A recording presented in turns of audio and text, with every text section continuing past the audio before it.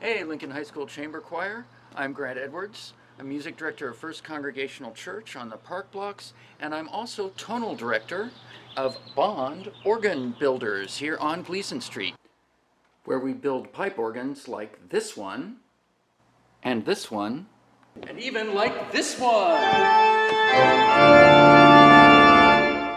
And Mrs. Raffel asked me to teach you a few things about tuning. Now, you've probably heard that singing is better when done in tune. But what does that mean? Now, it's not safe right now to get a bunch of singers together in the same room. And plus, you might have to feed them. So instead, I've got a bunch of organ pipes here, which will do exactly what I want them to do, unlike singers a lot of the time. So first of all, how do we hear when two pitches are out of tune or dissonant? Well, when two sound waves are out of pitch, they create audible beats in the air. These are actual physical disturbances of the air molecules. It's not psychological or cultural in any way. It physically happens. In fact, if I were to play a pitch into one earphone and then a pitch that didn't quite match in the other one, I'd be able to tell that they were out of tune. But no air would be disturbed, only my brain.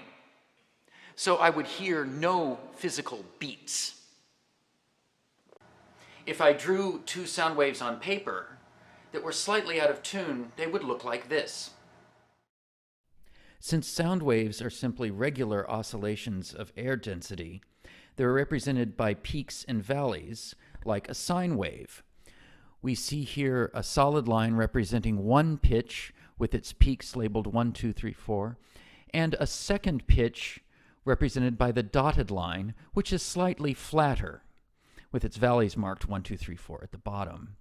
Now, since these two pitches are out of tune, they do not coincide.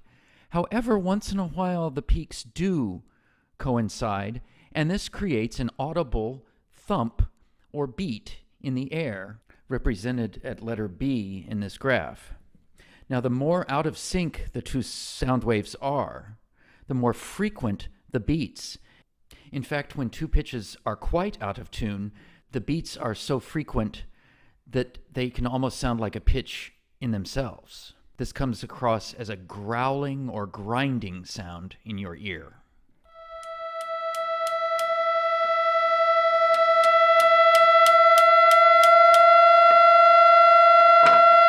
Okay, enough of that. Make it stop! And that is how we sense that two pitches are out of tune with each other.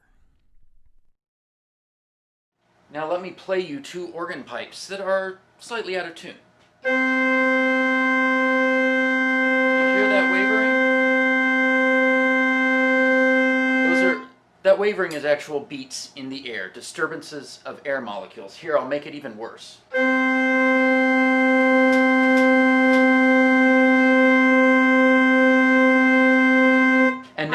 And now I'll put the pipes into tune.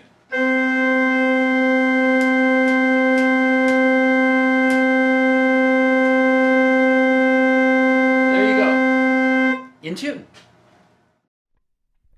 Now, most people have a pretty good understanding that music and math are related. And the ancient Greeks knew this. Pythagoras in the 6th century BC demonstrated that when consonant intervals are played on strings or on pipes, the lengths of the strings or pipes, and therefore the tones, have simple mathematical relationships to each other.